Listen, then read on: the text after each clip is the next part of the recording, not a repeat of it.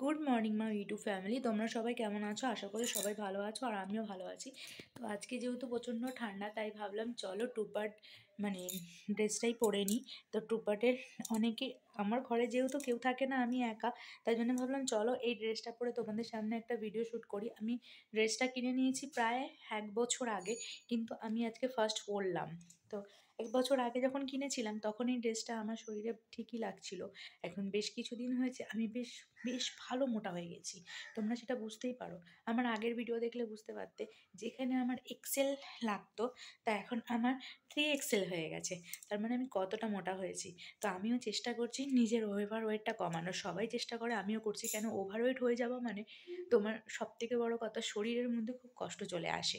তো সেই কারণে আমিও চেষ্টা করছি আমার ওভার ওয়েটটা কমানোর জন্য।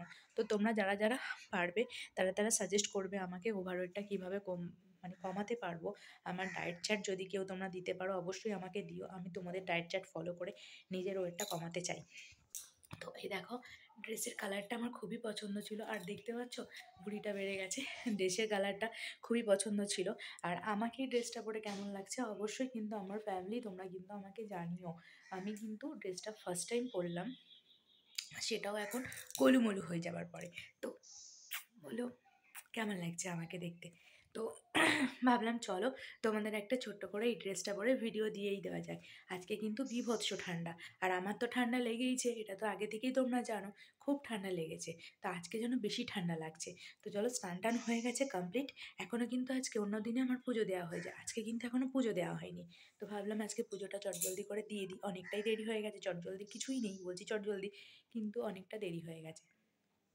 মানে কথা যে বলছি তার মধ্যে নিঃশ্বাসে কষ্ট হচ্ছে, কেননা সর্দিটা এমন হয়ে গেছে যে খুব কষ্ট হয়।